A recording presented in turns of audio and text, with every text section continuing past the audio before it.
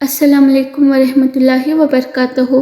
آج ہم آپ کو اس ویڈیو میں شہنشاہ ہند خواجہ خواجگاں حضرت خواجہ غریب نواز چشتی رحمۃ اللہ علیہ اور دریائے انا ساگر کا واقعہ سناتے ہیں۔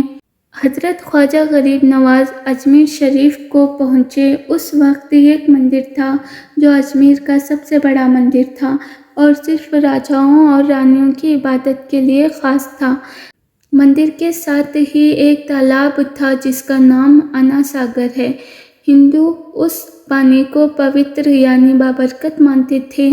ان کا ماننا یہ تھا کہ جو اس تالاب میں نہائے گا اس کے گناہ جھڑ جاتے ہیں، اور کہتے ہیں اس مندر میں رات کو بہت چراغ بھی جلتے تھے۔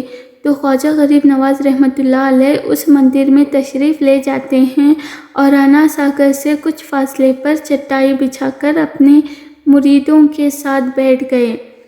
عصر کا وقت ہوا تو حضرت خواجہ غریب نواز نے حضرت قطب الدین بختیار رحمۃ اللہ علیہ سے اذان دینے کے لیے کہا۔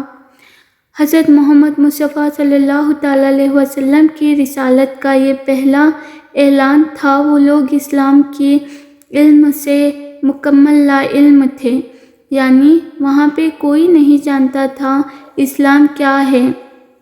چنانچہ سن کر حیران ہو گئے اور اپنے گھر سے نکل آئے۔ سب مسافر انا ساگر کی پانی سے وضو کیا اور نماز پڑھنا شروع کر دیے۔ سب ہندو حیران رہ گئے اور کہنے لگے بھگوان تو اندر ہے، یہ لوگ یہاں کس بھگوان کو سجدہ کر رہے ہیں۔ جب شام ہوئی تو بادشاہ کے اونٹ جو دن میں چرنے کے لیے گئے تھے وہ اپنے چوراہوں کے ساتھ واپس آنے لگے۔ اتفاق سے جہاں حضرت خواجہ غریب نواز اپنے ساتھیوں کے ساتھ بیٹھے تھے وہ جگہ بادشاہ کے اونٹوں کے بیٹھنے کی جگہ تھی۔ چوراہوں نے بابا صاحب رحمۃ اللہ علیہ سے کہا، اٹھو بابا، اونٹوں کے بیٹھنے کی جگہ خالی کرو۔ آپ رحمۃ اللہ علیہ نے فرمایا، اتنا میدان پڑا ہے، اونٹ تو کہیں پہ بھی بیٹھ سکتے ہیں، کیوں مسافروں کو تنگ کرتے ہو؟ وہ سپاہی پھر بھی نہیں مانے۔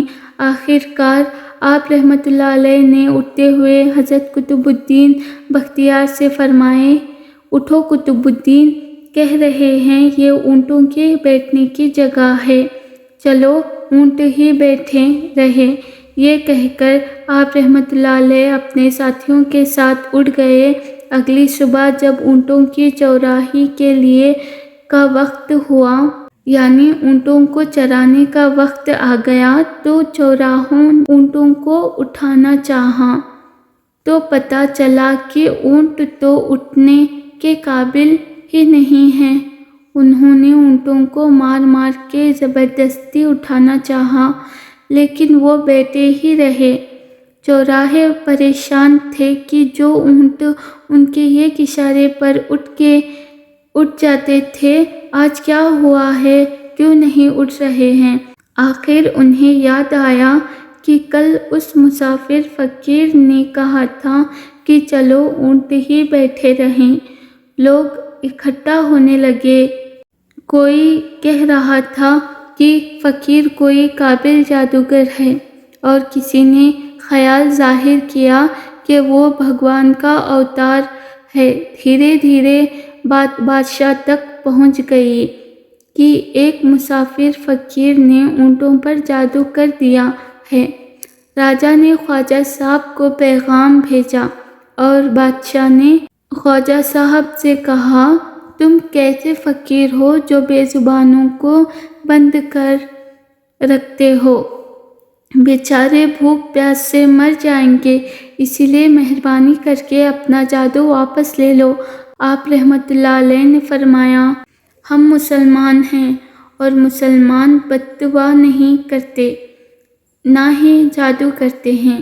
آپ رحمۃ اللہ علیہ نے فرمایا، ان چوراہوں سے کہا، جاؤ اونٹوں سے کہو جس کے حکم سے بیٹھے ہو اس کے حکم سے کھڑے ہو جاؤ۔ تو ان چوراہے نے جا کے اونٹوں سے کہا تو وہ فوراً اٹھ گئے، اور غیر مسلمانوں کے دلوں میں اور مسافروں کے دلوں میں دلچسپی بڑھنے لگی۔ 5 وقت اذان ہوتی اور نماز ادا کی جاتی۔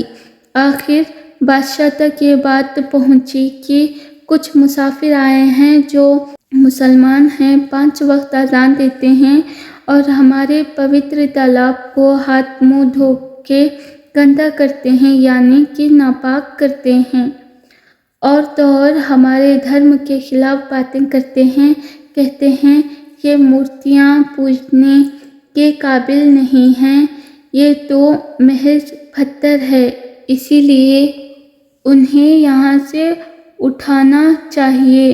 بادشاہ نے فقیروں کو پیغام بھیجایا کہ تم لوگ گوشت کھاتے ہو، ہمارے دھرم کے خلاف بولتے ہو، اور تو اور ہمارے پوتر تالاب کو ناپاک کرتے ہو، اور ہم برداشت نہیں کر سکتے، اسی لیے تم یہاں سے چلے جاؤ۔ آپ رحمۃ اللہ علیہ نے فرمایا کہ اور بھی تو اتنے لوگ آتے ہیں، ہمارے پانی لینے سے کون سی کمی آ جائے گی؟ تو وہ کہنے لگا کہ وہ سب ہمارے اپنے دھرم کے لوگ ہیں اور تم دوسرے دھرم کے ہو، آئندہ تم لوگوں نے اس تالاب کو گندا کیا تو ہم سختی سے پیش آئیں گے۔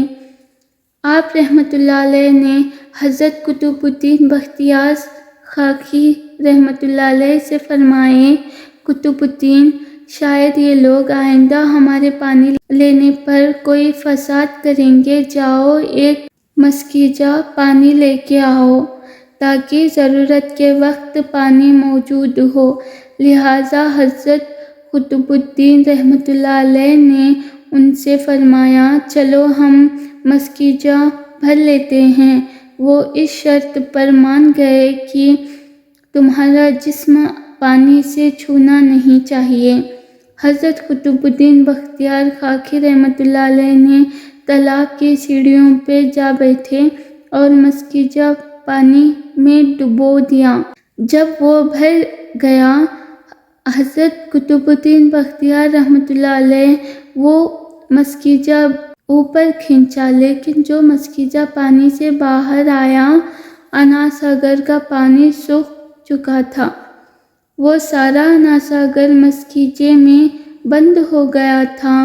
انا ساگر کا خشک ہونا تھا کہ پورے اجمیر میں کوہرام مچ گیا اور وہ رو رہے تھے۔ ساری جگہ خبر پہنچ گئی کہ ایک مسافر نے جادو سے انا ساگر کو خشک کر دیا ہے۔ بادشاہ اس نئی صورتحال سے بہت پریشان تھا، پھر اپنے وزیروں کو بلایا۔ سب نے یہی کہا، فقیر یا تو جادوگر ہے یا تو کامل فقیر ہے۔ ساتھ ہی وہ پریشان ہوئے کہ اجمیر کی رونق تو تھی انا ساگر کے دم سے، اسی کی وجہ سے لوگ دور دور سے اجمیر آتے تھے اور اپنا ایمان تازہ کر کے لوٹتے تھے۔ تو بادشاہ کے وزیر بادشاہ سے کہنے لگے، کیا انا ساگر کا خشک ہونا جانا مطلب یہ ہمارے دھرم کو بہت بڑا دھچکا لگے گا اور یہ بہت بڑی بات ہوگی؟ آخر بادشاہ نے کہا، فقیر سے بات کی جائے، آخر وہ چاہتے کیا ہیں؟ اس فقیر کو چاہیے کیا؟ اگر اس کی ضرورت کچھ کھانے کی چیزیں ہوں گی تو ہم مان لیں گے، یا پھر سب لوگ جا کے فقیر سے کہو کہ لوگوں کو پریشانی سے نجات دلاؤ اور ہم پاپ کا بوجھ اٹھا کر کدھر جائیں اور کیسے سکون پائیں؟ یہ کام زیادہ آسان تھا، یعنی اس پانی میں ڈبکی لگانا سب سے آسان کام تھا کہ ہمارے گناہ دور ہو جاتے ہیں۔ لہٰذا سارے لوگ خواجہ غریب نواز رحمۃ اللہ علیہ کے پاس آئے اور بولے، خواجہ صاحب تم بھی وضو کیا کرنا، ان بھگوان کے واسطے ہمارا انا ساگر ہمیں لوٹا دو۔ آپ رحمۃ اللہ علیہ نے حضرت قطب الدین رحمۃ اللہ علیہ سے فرمایا، جاؤ قطب الدین، مسکیجہ واپس تالاب میں ڈالو۔ حضرت قطب الدین رحمۃ اللہ علیہ نے مسکیجہ کو تالاب میں الٹا کیا اناساگر کناروں اچھل آیا۔ اس پانی نے کئی دلوں کو دھو ڈالا تھا۔ پھر ہندو قوم کی اپنی تاریخی کتابوں میں بھی ہندو اتہاس اس بات کو مانتے ہیں کہ اسی شام 32,000 ہندوؤں نے کلمہ پڑھ کے مسلمان ہوئے تھے۔ کل ہندوؤں کے مسلمان ہو جانے سے ہندو پنڈت اور عام ہندوؤں میں غصے کا طوفان اٹھ گیا تھا۔ وہ سوچ میں پڑ گئے تھے اگر وہ فقیر مزید ادھر رہ گئے تو ہمارے دھرم کا نام لینے والا کوئی نہیں ہوگا۔ لہٰذا لوگوں نے بادشاہ کو مجبور کیا جلد سے جلد کچھ کیا جائے۔ بادشاہ نے مندر کے پنڈت کو بلایا اور اسے خواجہ صاحب سے مقابلہ کرنے کو کہا اور جلد سے جلد انہیں ہرانے کو کہا اور خواجہ صاحب کو اجمیر سے نکالنے کو حکم دیا۔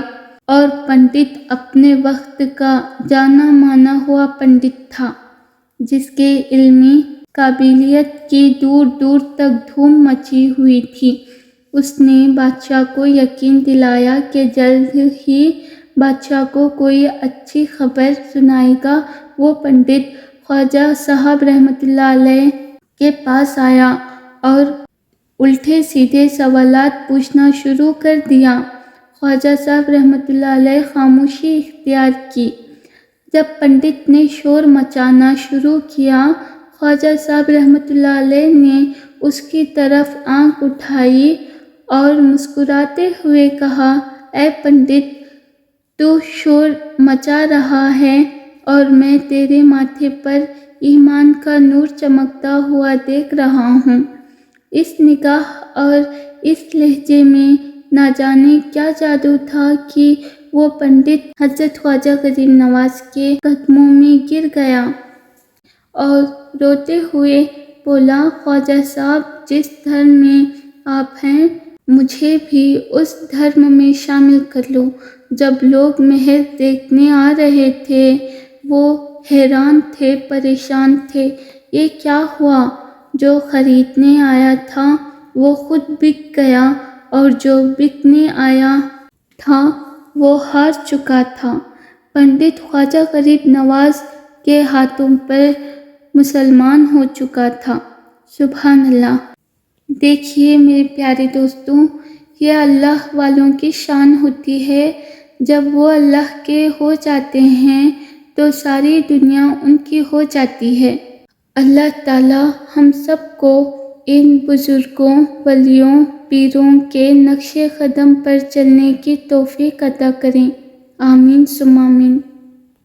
اگر آپ کو میری یہ ویڈیو پسند آئے تو حضرت خواجہ غریب نواز کے صدقے میں ہمارے اس ویڈیو کو لائک کریں اور ہمارے چینل کو سبسکرائب کریں اور ہمیں سپورٹ کریں۔ جزاک اللہ خیراً۔ خدا حافظ۔